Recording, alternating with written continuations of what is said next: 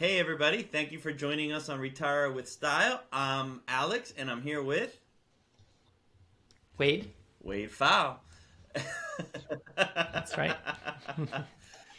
So, Alex, what are we going to be talking about Well, today? hey, that's what a great segue, Wade. No, today what we have on shelf is we spent the previous episodes talking about these newfangled retirement income beliefs and how they identify your retirement income personality and then by extension your strategies. And with that we took the RISA matrix and how probability safety first and optionality commitment orientation are two factors that can be put together and help identify your strategies and style. But with all of that, something that we didn't speak about is risk tolerance and or loss aversion and how that factors into this, if at all. Wade, what do you think about that? Yeah, it's an important topic because, well, first we probably should take a step back and explain what this risk tolerance business is all about. But then we really want to dig into, like, naturally people want to think that the RISA is somehow a risk tolerance for retirement. And that's not what it is, but we want to really dig into why they're different and why they're not incompatible with each other, but why the RISA really needs to come first in the conversation before you even think about something like risk tolerance. Yeah, no, I think you're right. I think it's one of these, the right tool for the right job, if you will. Wade and I had a little contribution in an advisor perspective article, and one of the things we said, which really gets to the heart of it, is that there's no, they're using a risk tolerance questionnaire to establish your retirement income strategy as a starting point is like a doctor checking your pulse to measure cholesterol. There's nothing wrong with checking your pulse, but it's just not the right test for the situation. And we feel the RISA is actually a more effective decumulation tool. And now as we get into this, when we talk about this, we realize there's certain issues with risk tolerance questionnaires that we're not going to really address here. I mean, questions come up with regards to their predictive validity and with their reliability. But for the sake of this episode, let's just assume, that these are all tenable assumptions, and we don't need to worry about that. We really want to stick to how a risk tolerance questionnaire compares to the RISA when it comes to developing a retirement strategy, if you will. And just real quick, Wade, with regards to that. Why is that? Why do you feel there's a different need, as you're getting ready for retirement, to take a step back? Yeah, well, first we probably should even explain what a risk tolerance questionnaire is for anyone who may not even know what this is referring to. Good point. To simplify, in a general manner, if you're talking to a traditional investment manager or you are talking to a robo-advisor or something like that, it's all centered around this idea of modern portfolio theory, which is simply you build a diversified investment portfolio. And generally, there's a belief in the stock market and stocks for the long run that over the long run, ultimately, this sort of worldview would suggest investing aggressively or as aggressively as you can. But we know not everyone can tolerate the volatility of a very aggressive investment allocation. And so the risk tolerance questionnaire, it was a tool that's been created to try to identify how much short-term market volatility can you handle and still be comfortable. And so if you're someone who can tolerate the risk, maybe you can handle that 90 or 100% stock allocation. If you're somebody who really can't tolerate that type of risk, then the answer that comes out of doing that sort of risk tolerance questionnaire would be, well, maybe you should only have a 20 or 30% stock allocation. But the investment manager will use the risk tolerance questionnaire to just identify how much short-term market volatility can you handle and then put you in an investment strategy that's as aggressive as you can handle, with the idea that over the long run, the more aggressive you are, the more long-term growth you should be able to accommodate. When you mean investments, we're really talking about a stock market bond portfolio.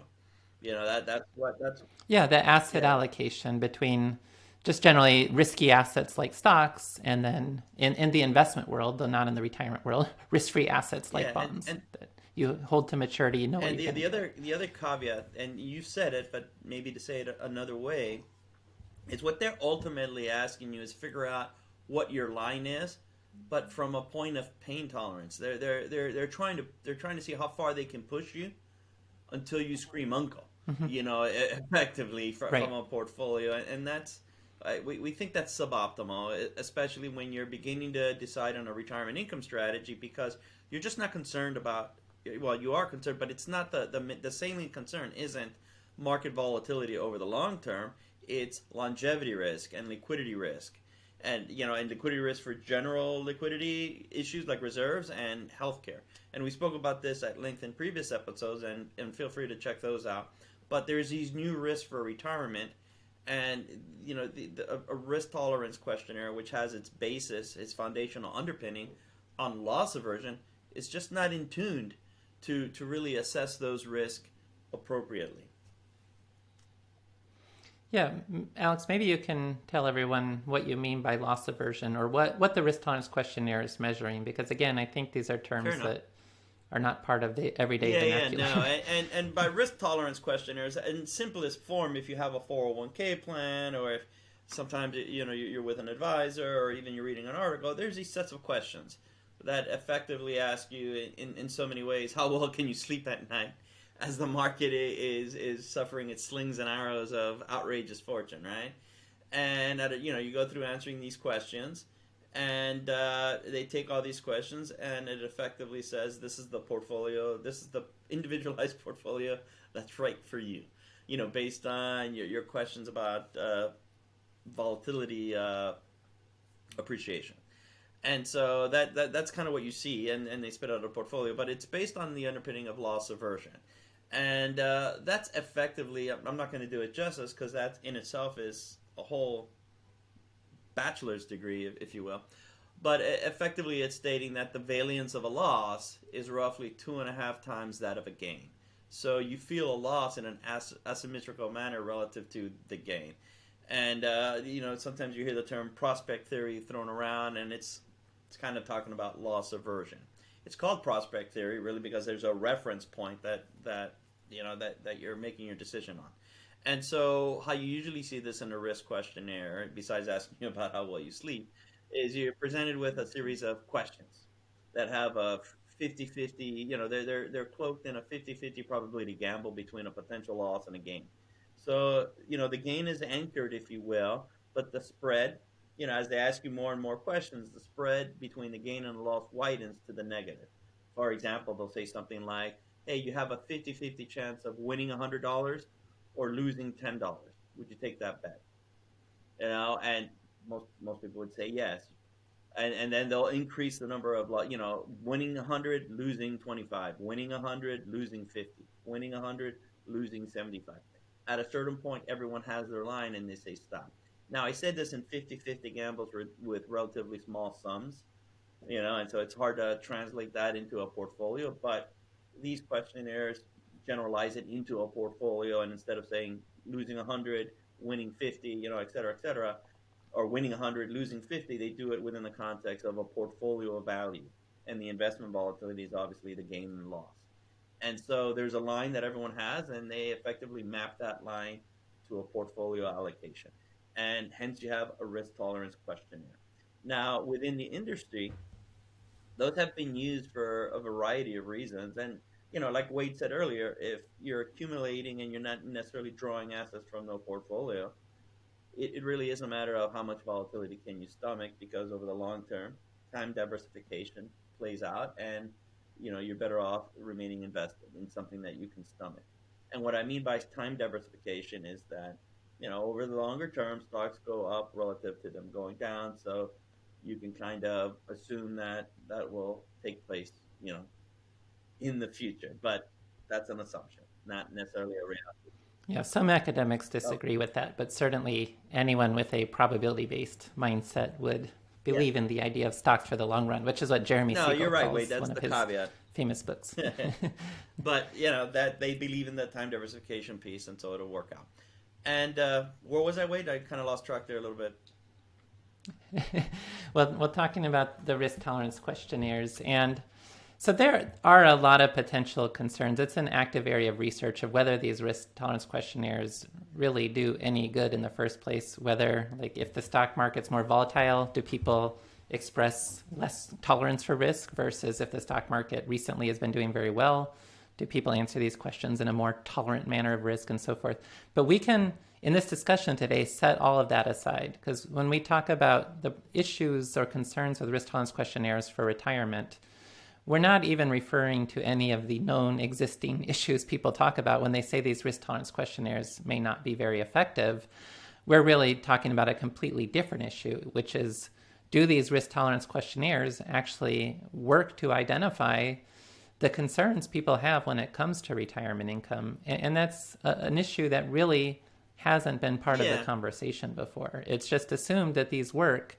And like, I think, Alex, what you were getting into was just this general idea of why do these risk tolerance questionnaires get used in the first place? Like, why do financial advisors like them so much? Yeah. Wait, it's like you really know me. No, you're absolutely right. It's the workflow. It's sometimes you ask yourself, well, how have they permeated the industry, if you will? And they're let's say somebody's entering retirement. It's just a tailor-made workflow that you can onboard. Frankly, you can onboard a client, a prospect at that time, fairly well into an offering that you already have, and it provides a great compliance documentation workflow as well. Now, again, we're putting aside the validity and all of those issues, but you're able to paper why somebody is in a specific portfolio with the assumption that that's the right retirement strategy, and that's an assumption. That's the assumption we take issue with here, from the vantage point of you have to first decide what retirement strategy is appropriate, based on what new retirement risk you want to take off the table. And so what we did in our study that was sponsored by the Alliance for Lifetime Income, we actually took all of these RISA factors and retirement concerns that we previously discussed, but we measured loss aversion, and loss aversion is a foundational component to all of these risk tolerance questionnaires. And so that gives us a good sense of potentially, how good these questionnaires are at in terms of capturing the specificities with regards to these retirement concerns. Wade, do you want to talk about the study results here and what we found? Sure. And just a little more context about that first, like why these risk tolerance questionnaires existed. In the 1950s, Harry Markowitz developed modern portfolio theory, which basically just said diversify, that when you look at an individual investment, it's not how risky that investment is on its own, but how does it contribute to an overall portfolio? And that you could have a volatile investment, but if it's negatively correlated with other assets, it might contribute really well to a portfolio. And so you build a diversified investment portfolio. And then again, back to the idea that you seek the risk premium from the stock market, so you try to be aggressive. Now, he won a Nobel Prize for that in 1990. And then afterwards, he was asked, well, how does this modern portfolio theory that he developed apply to household investors? And he said he never thought about it before, but after reflecting on it for an evening, he recognized modern portfolio theory was never meant to apply to household investors, that it was just like something for infinitely lived mutual funds and other institutional type investors.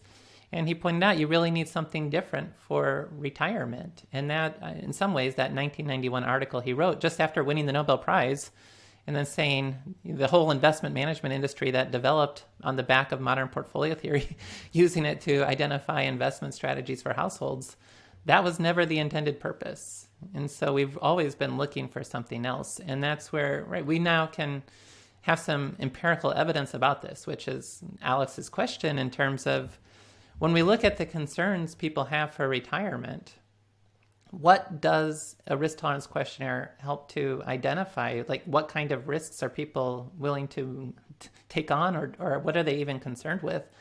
And ultimately, what we find is the risk tolerance questionnaire is not all that helpful compared to when we look at the factors in the RISA.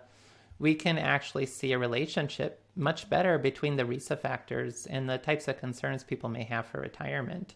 And I do think we've talked about those concerns in past episodes. We described them as the 4 L's, although this particular research really has broadened that more into 5 L's as well. But these concerns are longevity. It's really your basic expenses in retirement. How worried are you about the risk of outliving your ability to fund your basics? Liquidity, which we just treated as liquidity, but this study is revealing there's really two kinds of liquidity. General spending shocks and having reserves to help manage general spending shocks.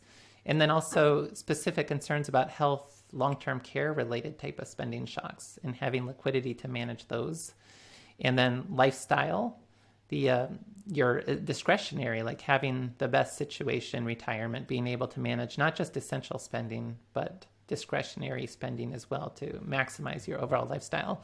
And then legacy, although our studies reveal that generally people are not as worried about legacy, so we don't need to dig as much into that. Real quick, legacy is like, how you want to be impactful for future generations. And the reality, we find that folks are more like, if there's something left over, fine, but that's not something we're going to be too intentional about. Now, that differs between folks, but that's the average. Yeah, it's not the driving motivation for the typical retiree. Okay, so then getting into the study findings. So the question is like, do the RISA factors help to explain the concerns people may have? And do risk tolerance questionnaires help to explain the concerns that people have? And what we found is the risk tolerance questionnaires, they can help to explain the lifestyle, which generally makes sense in that regard, that if you're trying to maximize the returns on your portfolio just for the potential to be able to spend more and enjoy the highest potential lifestyle, of course, taking on the risk that if the market doesn't cooperate with you, you may not get the lifestyle you're looking for. But risk tolerance questionnaires do help to identify lifestyle. They do have a little bit of a link to general concerns about liquidity, but that's it. They really don't do a very effective job with any of the other retirement concerns, whereas the RISA factors do help to explain the concerns. Like we're talking about risk tolerance. So how much risk are you willing to take with regard to your concerns for longevity, for the liquidity for health expenses and long-term care, for the liquidity for general health expenses? And that's where risk tolerance does explain that a little bit, but the RISA factors have a much stronger explanatory power. And the same for lifestyle, that though the risk tolerance questionnaire does help to explain lifestyle concerns, the RISA factors also have a stronger ability to explain lifestyle concerns at the same time as well. Yeah, I mean, it's interesting. What you see here is that, said another way, longevity, which is fear of running out of money, which is the main concern that you have when developing a retirement income strategy, and liquidity with regards to health, which is concern 1B with regards to developing a retirement income strategy. Those sensitivities are really captured by the RISA profile, by one sensitivity, probability, safety first, and optionality, commitment, orientation. The RISA matrix does a far superior job. Portfolio loss aversion doesn't even come up. It's not significant at all in terms of picking up. And what that means is, go on. Yeah, what it means is just if you're risk tolerant or you're risk averse, so if you're comfortable investing aggressively or you're not comfortable investing aggressively, that just has no connection to your concerns about longevity or liquidity for health. And another question that could come up by somebody listening in would be, well, what about risk capacity? Because there's risk tolerance, risk capacity, and composure even is an up and comer with regards to this kind of thing. And we did control, so we did account for net worth, which we're going to make the argument is a capacity proxy. And we accounted for age, relationship status, net worth, capacity proxy right there, retirement status, and gender. And the RISA was still significant across all these factors. Portfolio loss aversion remained insignificant across longevity and liquidity. And frankly, net worth was actually a significant variable as well. So, there are other factors that play into this, but the RISA is able to, even accounting for all these factors, the RISA is still providing a lot of signal with regards to the types of risks somebody wants to take off the table in retirement. Interestingly enough, the younger you are, the more you're worried about it. I think as you get older, you kind of fall into a better crystallization of how it is you're going to address it, simply because you're right there looking at it and the uncertainty starts getting removed. But yeah, even in the ones that portfolio loss aversion was somewhat significant in, such as liquidity for general and lifestyle concerns, the RISA is the study showed the RISA is still more robust in terms of explanatory power over just general portfolio loss aversion. So it was quite interesting to us in the sense that the RISA is just picking up these longevity concerns and health reserves concern, while retirement sort of these risk questionnaires are silent on it. And that's interesting. Even for lifestyle, I would have thought the RISA may not have been significantly related to lifestyle, since it's focused on retirement income for more essential kind of expenses, and lifestyle just tends to imply a little bit more discretion. And there I thought the risk questionnaire would have taken over, but no, not at all. I mean, it's significant. Both of them are significant, but still, results show that the RISA is just more robust. And again, this is across a national sample. It's not just a very focused group. And again, I'll say it, while controlling for age, relationship status, net worth, retirement status, and gender, it was still quite robust. And so it's interesting. What we're realizing here is that even while these factors take a slice of that retirement risk pie, the RISA matrix is still providing great signal with regards to how you want to implement a strategy.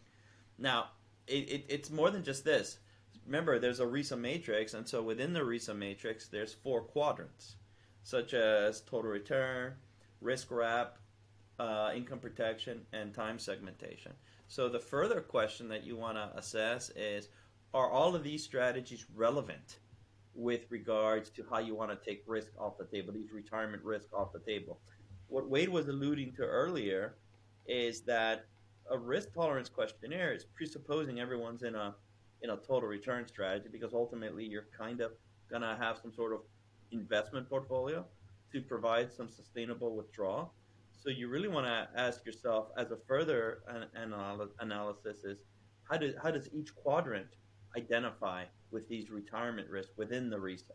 Is there a difference between total return and income protection and risk wrap and time segmentation? Is there a difference individually between all of them in and of each other? Because then that helps then make the argument that each of these strategies are valid strategies that need to absolutely be considered. And we cannot any longer just presuppose everyone into a total return. And incidentally, I use presuppose now every time. Wade kind of used that once, and Wade, I can't shake that word for whatever reason. But you may want to get into it now in detail, since I had a little bit of a monologue there. Yeah, this was a really interesting aspect of the results. Was when you look at each of the 4 retirement styles, you can actually see differences between them, like statistically significant differences in how concerns varied among the styles. And like Alex was saying, the risk tolerance questionnaire, it exists in the total returns world. And it really, because it was an accumulation-based tool and wasn't ever designed for retirement, but so much of the total returns world, it's like that secondary factor we've talked about. In retirement, total returns people tend to maintain an accumulation mindset, whereas income protection people tend to have a distribution focus, which means they're worried less about maximizing the risk-adjusted return of their portfolio and worried more about ensuring they can have a predictable income stream from their portfolio.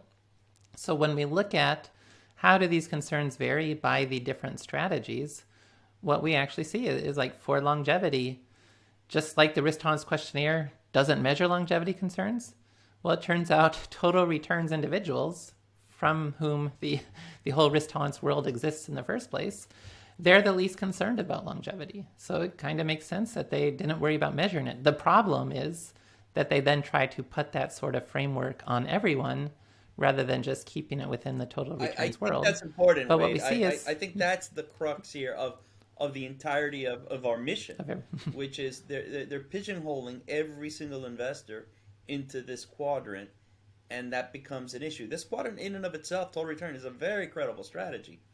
It's just not for everyone. And I didn't mean to take away your stream of thought. I guess I did, because I did interrupt, right? But I wanted to just emphasize this, because I think it's quite important. Yeah, in the total returns world, the concerns about longevity are the least. And you cannot just extrapolate that and say, well, no one cares about longevity because total returns is about a third of the population. The concerns about longevity, the concerns about outliving your ability to fund your essential spending, that concern is the greatest for the income protection. And it's also higher for the time segmentation group. The people with a time segmentation strategy tend to be more concerned about longevity, almost as much, although less in a statistical way, but almost as much as the number one there, which was the income protection. And then the risk wrap quadrant and the total returns quadrant all have relatively less of a concern about longevity. So it's like the more safety first you are for that RISA factor, the more you tend to be worried about longevity. And it's a finding that's important because, again, longevity is a concern that a lot of people have, and it's something that should be measured. And you can't just bypass that and jump directly into that risk tolerance questionnaire, which, as Harry Markowitz confirmed, it was never meant to apply. Well, the modern portfolio theory, of which the risk tolerance questionnaire is designed to manage, was never meant to apply to the household two things, in the first Wade. place. I'm glad they asked Harry Markowitz that question the day after he won the Nobel Prize, just in case. Although he merited it anyways for even on the institutional side. And the second point is that, interestingly enough, even once you're on the safety first side of the matrix, there is still a further separation. What makes somebody time segmentation and what makes somebody income protection, right? Income protection is I want a floor of income for the remainder of my retirement, whereas time segmentation, you're looking at it in funding windows, funding buckets, if you will. And interestingly enough, because they want more optionality, whereas income protection, I'm fine with commitment. Interestingly enough, the level of longevity concern differs, statistically different between them. They're both safety first, but there's a split. There's a nice demarcation between the relative level of optionality commitment, and it makes perfect sense, right, Wade? That if you're income protection, you have a little greater sensitivity to this longevity concern. Hence, you're fine making the jump to having an income floor in perpetuity. Whereas time segmentation, you have slight, on a relative basis, it's less than income protection. So you're fine with committing to these funding windows, but just with greater optionality. And that reflects, I think, pretty well a lower level of longevity concern. I don't know. I think that's kind of cool. Your thoughts, Wade? Yeah, and it's getting back to that whole issue of the behavioral aspect of time segmentation, of how can you develop a strategy when you're concerned about longevity where you're not wanting to commit to any sort of long-term solution. So how do you manage an investment portfolio in a way that helps to meet your longevity concerns? And the explanation that came out that guides the time segmentation quadrant is use your fixed income assets to cover the short-term expenses and then just have this hope or this belief that by leaving your growth portfolio alone, it will grow before you. It's kind of this idea of stocks for the long run again, but it will grow before you have to tap into it. And that's how you reconcile these competing, this safety first concern, but with this desire to still maintain the optionality and with this strong concern about covering your longevity. The other, just a little nuance here. We mentioned it in the previous podcast, but when you're talking about applying bonds for your fixed income, you're making a difference here between bond funds and individual bonds that you can duration match. Mm-hmm. Yeah, that is just like in the accumulation world, there'll be this statement that bond funds and individual bonds are not different because you match up the durations and everything's fine. And it is mathematically possible to do that in retirement. It's just dramatically more difficult when you're spending from the asset. So we are really, for most practical concerns, talking about individual bonds with the best way to build a time segmentation strategy. You're just taking them out to maturity and with the expected cash flows there. And it could be other structured products that have specific time frames as well. It doesn't just have to be individual bonds, but there's things with contractual characteristics. And now, interestingly, even on the probability side, there's a significant difference between both of those strategies being total return and risk wrap. And just as a quick primer, risk wrap is, you have that probability of it. You have this market potential, but you're giving yourself guardrails, if you will, especially on the downside. Half a guardrail. If well, now you have them on both sides, but especially on the downside. And as you see here, the longevity concern is less for total return on a relative basis relative to risk wrap. So it's pointing out, Mm-hmm. it's almost pointing out why these strategies kind of have were created to begin with. Yeah, they're all different from each other. And if you rank them from most concerned about longevity to least concerned about longevity, it's income protection, then time segmentation, then risk wrap, and then income protection. It's sort of saying there are 4 different strategies that attack risk in retirement differently. Because the argument could always be made, well, is there really a difference between time segmentation and risk wrap? Why bother?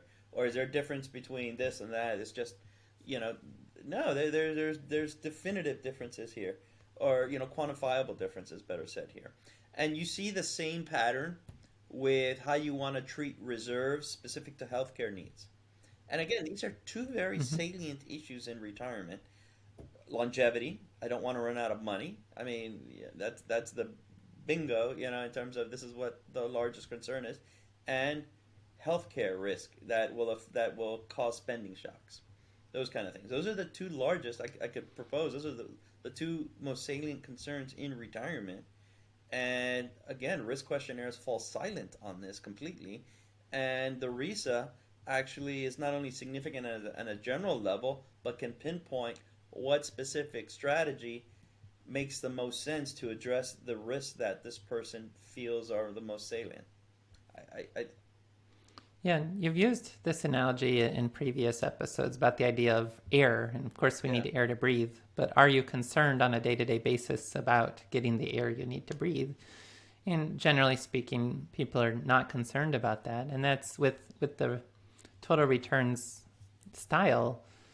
People, of course, they're concerned to some extent about, they want to meet their essentials, they want to have reserves for healthcare, but it's not an everyday type of concern for them. So they measure as the least concerned about these issues, which again, it's back to, well, if you're not concerned about these things, then maybe the Risk Tolerance Questionnaire is okay. And that's where, well, the Risk Tolerance Questionnaire is a total returns tool, or it's something useful for any investment portfolio, but for other strategies, the investment portfolio is more secondary after you first figure out primarily how are you going to cover your essential spending.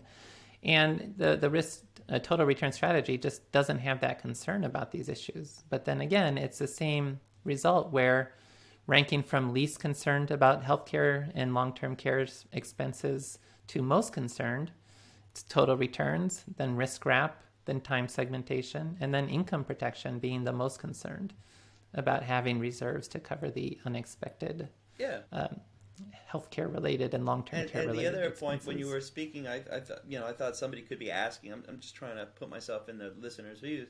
They could be asking, well, they're not concerned because it's net worth, so it's really a net worth thing. They have the capacity to stomach it, and like we said in the results, net worth was a significant contributor. But even while controlling for net worth, the RISA was still, quite robust in being able to signal the relationship between longevity and these healthcare reserve concerns. So it's an and, not a but, kind of answer that I would provide.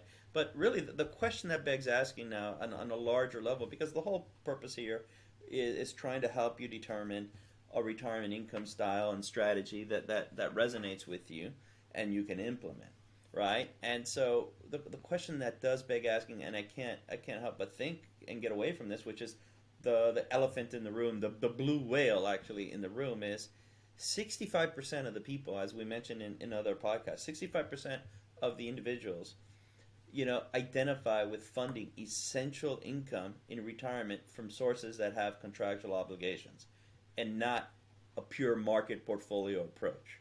Really, 35% of folks subscribe more to a total return approach based on how they want to source retirement income. I mean, wait, what the heck is going on here then? Why is the industry so focused on presupposing a total return approach and jamming people with risk questionnaires that go into a model portfolio? I think folks just think that's the way to do it. I have some cynical Yeah. answers, but and you'll hear them in a second. But you're much nicer than I am, so I'm asking you, what's going on here?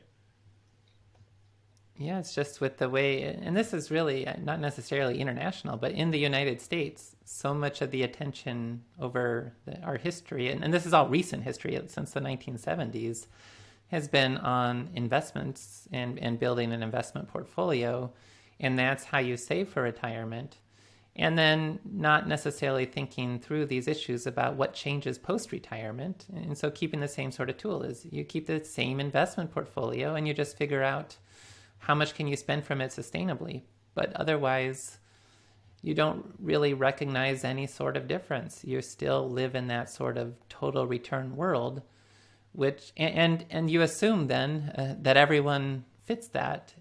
And that's where, again, about a third of the population, 35% of the population, that's fine, that total return approach. And I think a lot of the advocates for the total return strategy or total returns, that's their own personal style.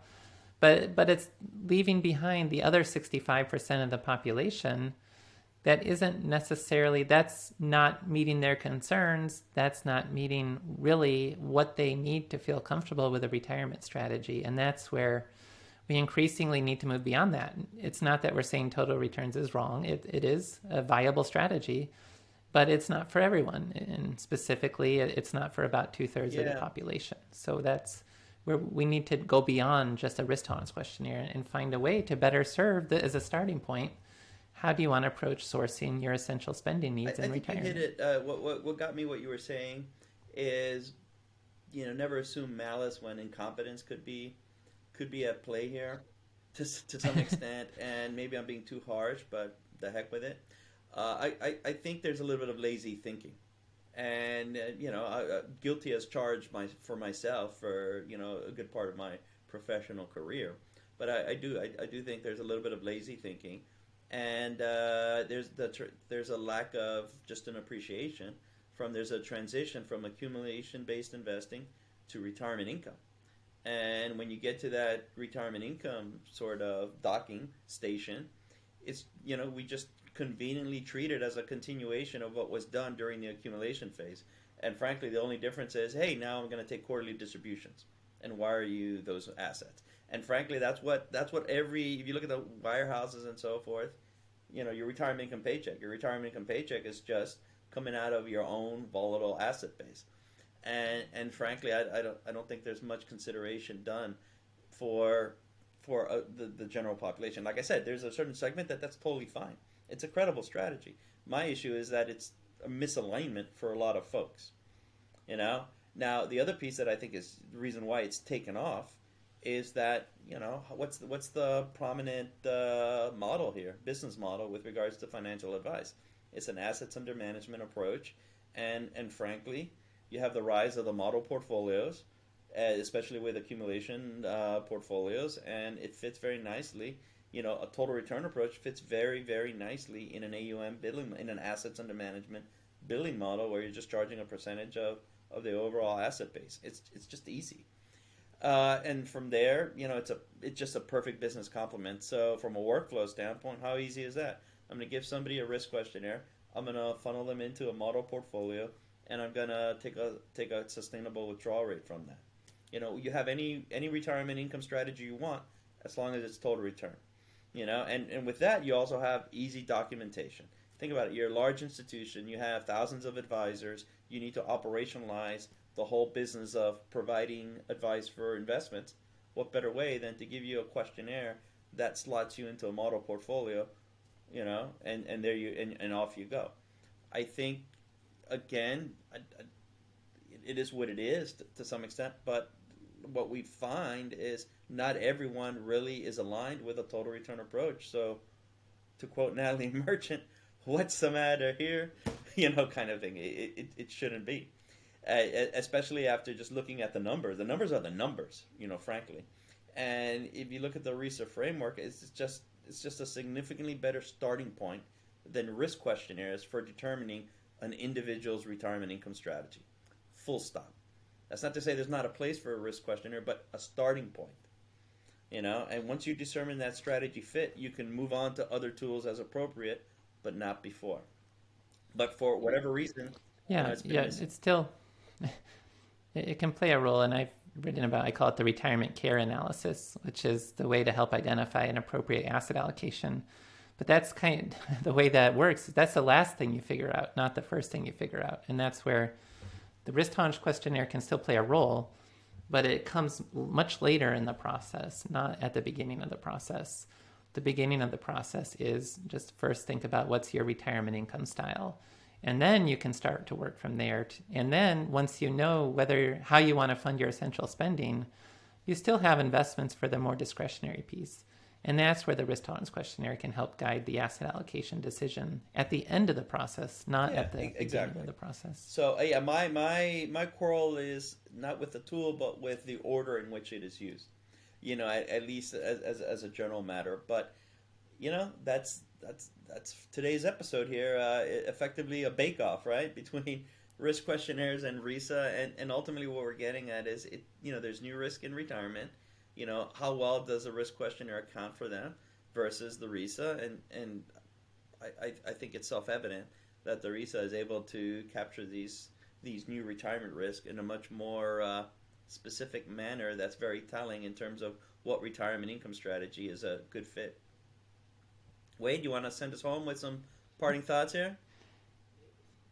Yeah, absolutely. Yeah, we don't want to set a record for the longest podcast episode, so I think we've covered it pretty well. So thanks, everyone, and we'll see you again with our next episode as we further explore retiring with style. Thank you, everyone.